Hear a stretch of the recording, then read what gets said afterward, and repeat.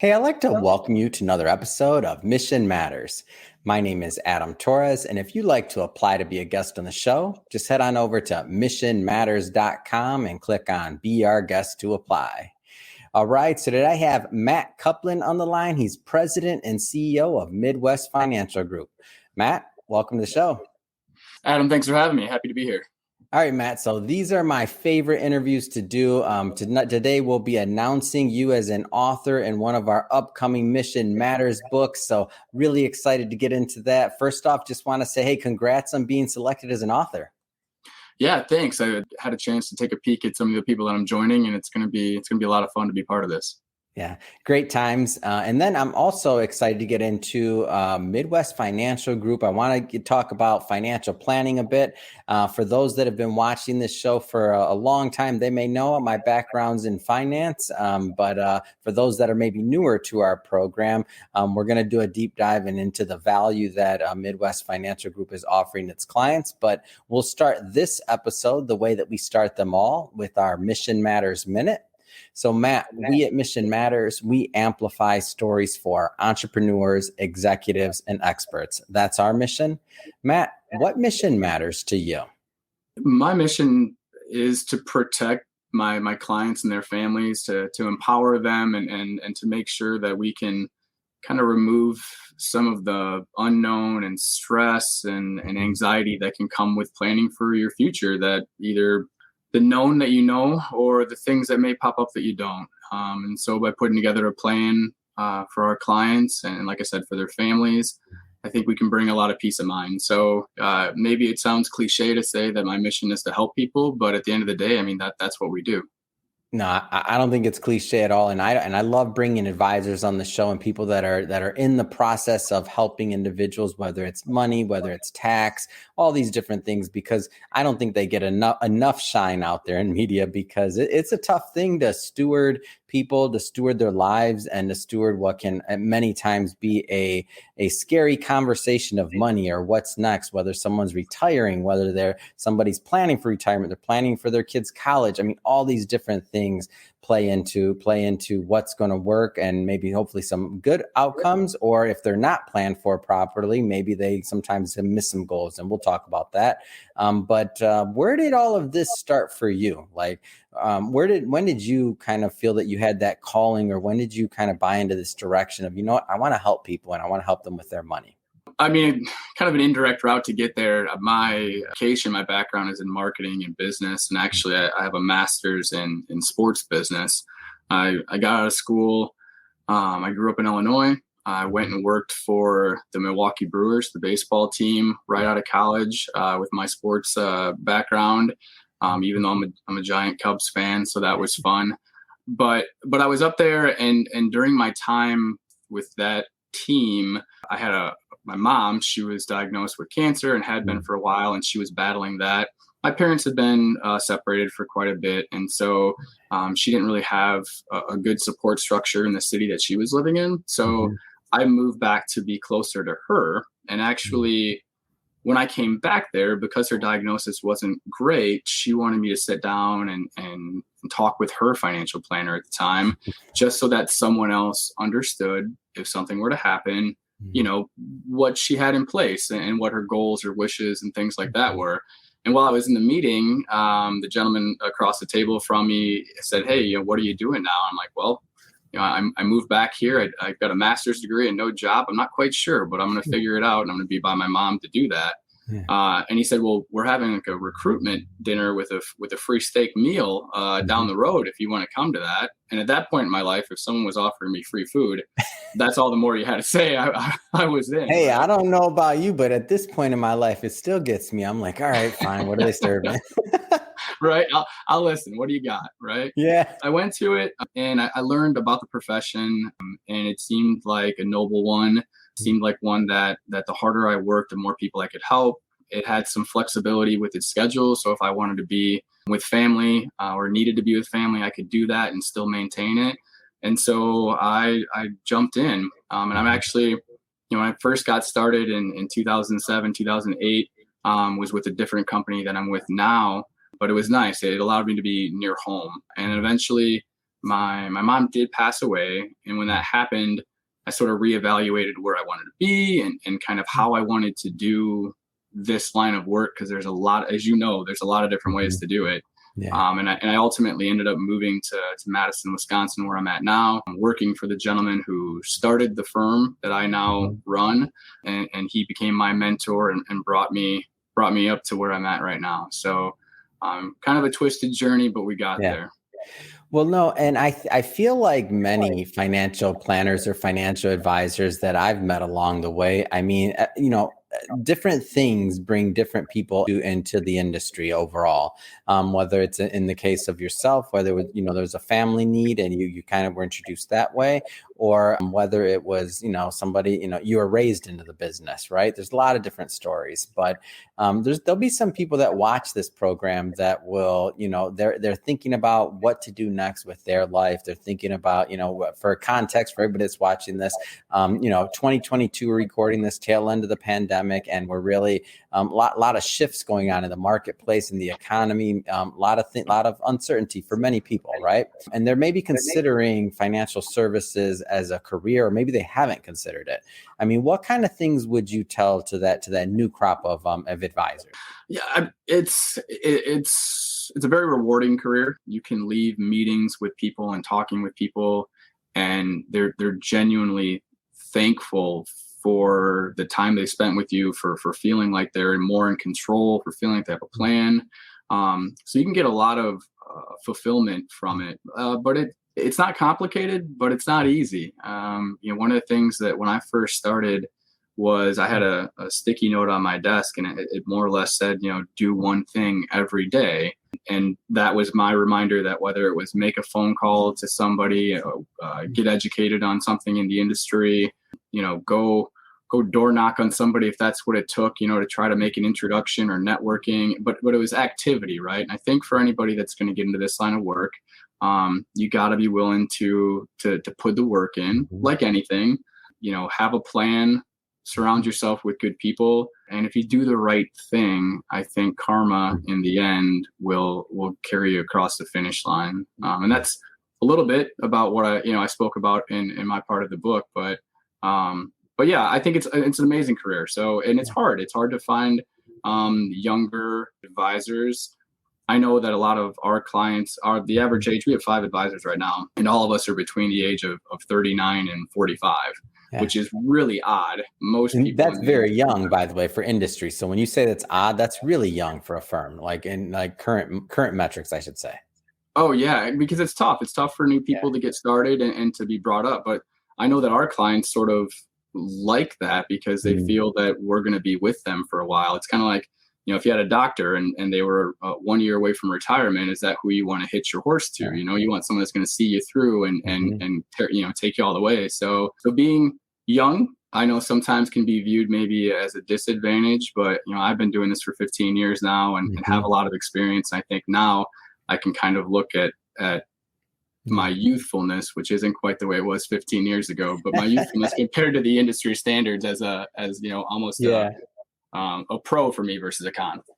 I like how you said that, how my youthfulness wasn't what I'm going to take that one from you, Matt. That's a good one. My youthfulness. Awesome. And then also, I mean, when you think about comprehensive planning, you're also working with, multi-generational planning, right? So across generations. So when you're doing that, it also is helpful to maybe start those dialogues, earlier on when they're kids, right? So that they know they can be introduced a lot earlier to the systems and to the people and to have that kind of trust. I remember, when I was a financial advisor, that's one of the things that I focused on in the past. And I remember like when I started at a certain age and I have in my youthfulness, Matt, and I'd have, little kids that would come in and I'd be like, no, bring them in for the meeting. And then 5 years later, you're like, oh my gosh, like what happened? Like kids grow fast, right?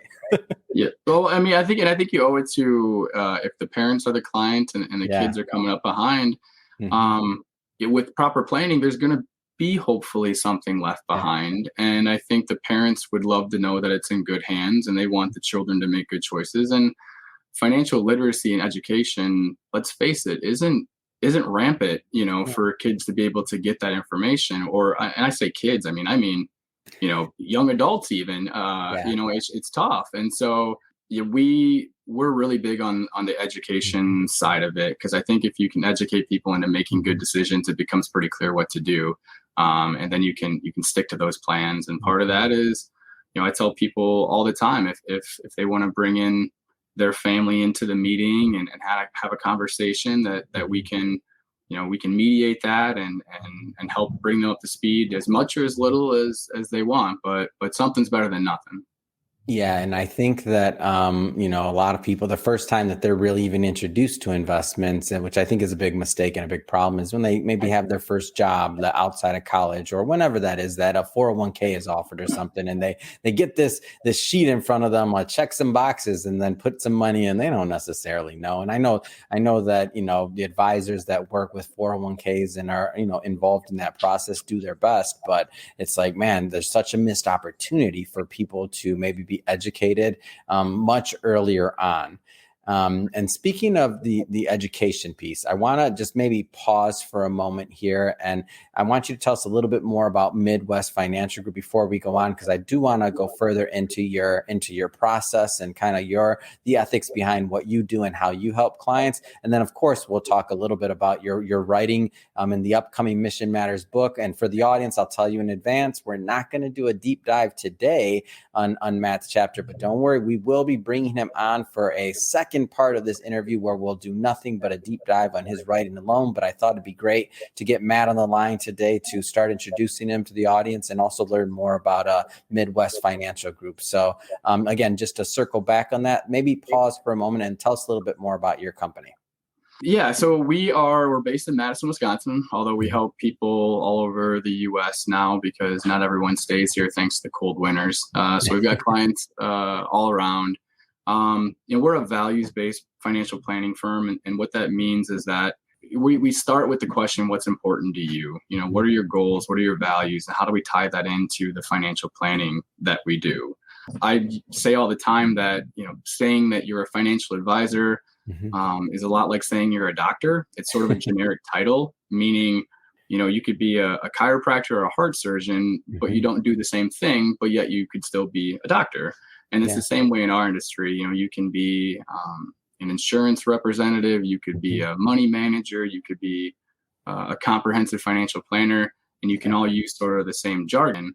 But for us, we've built our firm to sort of be a one-stop shop for holistic planning. We meet people before we engage with anything. We start by developing a plan, and that plan's going to look at cash flow and budget and investments and insurance and protection and taxation and social security and passing money on to the next generation. We put that all into a plan, and then we say, hey, if you'd like help implementing that, we've got a team full of 5 certified financial fiduciaries. We've got a Medicare specialist. We've got a CPA and a tax team. We have an insurance specialist. So we brought everything together in one place in hopes that clients would really buy into the fact that all of that needs to work together.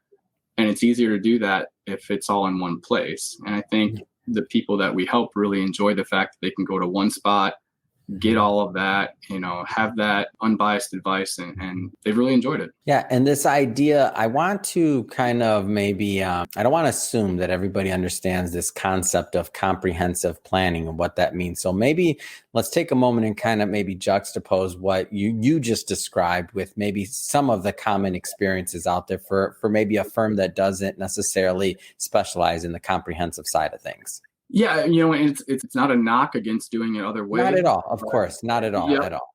But for us, what we see a lot is there's financial advisors who just manage money. So you bring them your assets for a fee or for some sort of rate.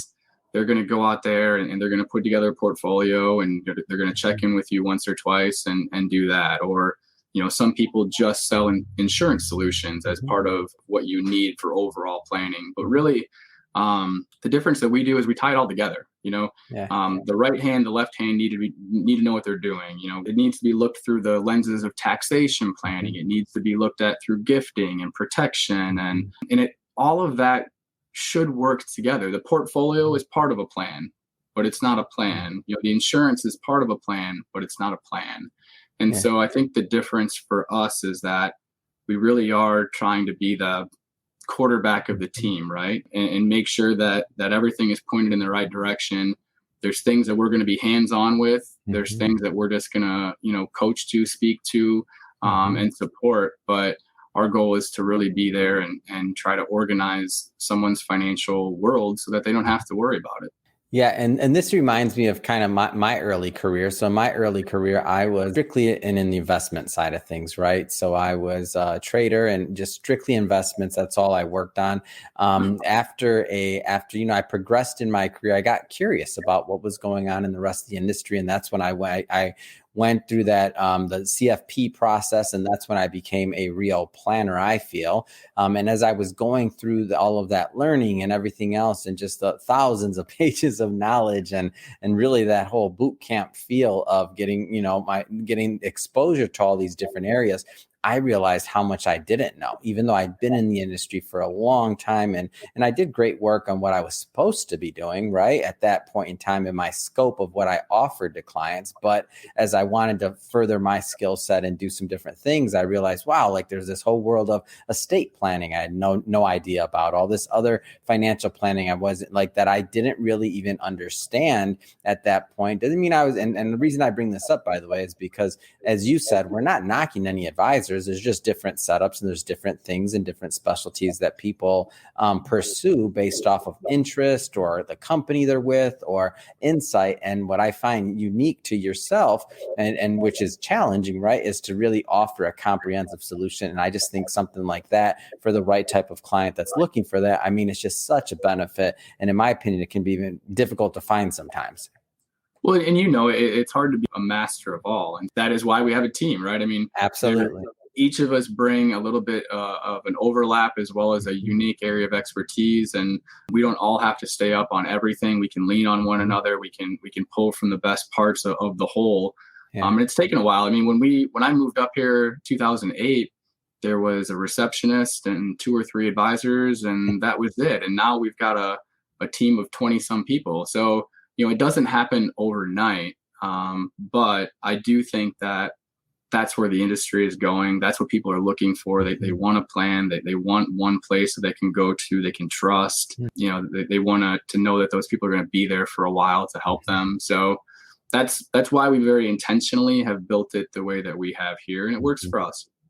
It's awesome. It's a great story. And so switching focus slightly now, want to talk about the book a little bit. And again, as I mentioned before, we'll be bringing Matt back on the show to do a deep dive where we'll go deep into the writing, but maybe just give us a flavor of what you plan to present in the upcoming book. I mean, the word plan, obviously, you're going to hear a ton because it's ingrained in me and what we do. And I think my chapter is going to be titled, planning for success. And it just really comes down to, it's not just in business. It could be in any area of life. It could be in being a parent, coaching a team, running a business, being part of a business. But, breaking down the steps that I think anyone should do, like I said, regardless if it's a corporate setting or a personal setting, and defining your goals and building your team, if that's people in the office or your spouse and family or whatever it might be, putting together a plan and executing it, checking it every once in a while to make sure that it's working. And then, eventually, where do you maybe step out and hand that over to the next people in line? And so, I talk about that because I've been involved, like I said, through helping my mom and planning on a personal level, through building a business and doing it here, being active in athletics and sports and running organizations like that. So, like I said, I think the themes hold true across the board for entrepreneurs, for people, in the business setting too. It certainly holds true. Yeah, it's awesome. It's a great story, and one of the reasons why I was excited to bring it to our audience, because I feel like, well, at heart, I'm a planner. I mean, I've been in media now a long time, but but in my heart, I'm just a planner. Like I plan everything. that's just like you said, it's ingrained in you. I don't know if it's after all those years of planning other people's lives or working with them, but to where you have to plan. It's one of those things. And for those of you out there that are like, oh, I hate planning or I'm not a planner, well, that's why you work with the financial planner, right? Yep. Yeah, exactly. I always say do the things you enjoy and offload to other people the things that you don't, right? Things you're good at and the things that you're not. And finance in our world, as you remember, changes really quickly and it's hard to keep up on it. And if you enjoy it, wonderful. Maybe just get some support in the spots you don't know, but a lot of people don't enjoy it. And I do. So good for me. And it's helped me in my own personal financial planning. In fact, I remember when I told my parents I was going to go into this line of work, the one thing they said was, hey, you know what, even if it doesn't work out, the knowledge that you'll learn about your own personal finances at an early age is invaluable. And it did work out, but they're right. It's hard to get that information. So I get it. Yeah. And so one other point that I do want to bring up is just this in your planning process in general is just the idea of a values-based approach and planning for somebody's maybe goals or objectives. Because sometimes I feel like why some people don't necessarily always work with planners, or they don't necessarily always even see the value, even though once you're on the other side of it, I mean, always somebody's like, oh my gosh, I'm so glad I did this. Like that always happens, but they feel that sometimes they're being put in this maybe mold, or they're like, there's a one size fits all. Like, can you talk about like the idea of what it means like to plan for a goal, whether it's financial or otherwise, just in your own words? I think the easiest way to think about that, because I hear this question a lot, how much money do I need to retire? Yeah. And as if there's this magic number out there. I love that one. It's like, pick a number out of a hat. Number. Yeah. And that's the thing, it's different for everybody, right? I mean, depending on your goals and what you want and, what you'd like to see happen when you're not here, protecting a spouse or family, it's what's important about money to you. Like some people, if your goal is just to have more, you'll never be happy because you'll never have enough. But if you're trying to retire early, why? Well, do you want to spend time with people you care about? Do you want to volunteer and make a difference outside of your career path? Do you why do you want to do these things? What's important about it to you? What are your values? What are your goals? What makes you tick? And, asking those questions and getting people to look at their finances, their life, the things that are important to them, is really powerful, because I don't think a lot of people stop and ask themselves that question. They just put their head down, they go, and they just assume someday they'll stop. But they think there's some magic number they have to hit or something like that. So I think it really comes down to making people understand what it is they're passionate about, and then aligning a plan to help them get there that involves their finances and other things as well. But some of the most important conversations that we have with clients have nothing to do with stocks and bonds and taxes and stuff like that. It's the touchy-feely things. It's making them look at things differently. I mean, I joke all the time, we're part-time financial advisors, part-time relationship counselors, part-time, secondary parents to bounce ideas off of. I mean, you wear a lot of hats in what we do, and I enjoy that. But I don't know that every advisor takes that approach. We do, and once again, that's okay. But I really think that if you can get people seeing and viewing their finances and their future and their their legacy in a different way, it's really powerful. It's great. Well said. Well, Matt, I just have to say it's been awesome having you on the show today. I'm excited to get you back on the show to do the next episode once the book is live and out, and we'll do a deep dive into your writing and go further. But for now, if somebody is watching this or listening to this and they want to follow up and learn more about Midwest Financial Group or to connect with you and your team, what's the best way for them to do that? Yeah, I would say, like most places, our website's a great thing. MFG, Midwest Financial Group, mfgteam.com. You can go, you can read the bios about the different people that we have, the different ways that we help serve, our values, our approach to helping and things like that. Like I said, we are based here locally in Madison, Wisconsin, but happy to work with clients, especially after COVID. We're working with more and more people that maybe I never sat in the same room as before, and I don't know that before COVID I would have ever expected that. But the fact is that people need help, and they reside anywhere, and if we're a good match for them, then we can make that work. So yeah, check out our website or contact us via there, and we'd love to talk more. Wonderful. And to the audience, we'll put all that information in the show notes so that you can just click on the links and head right on over.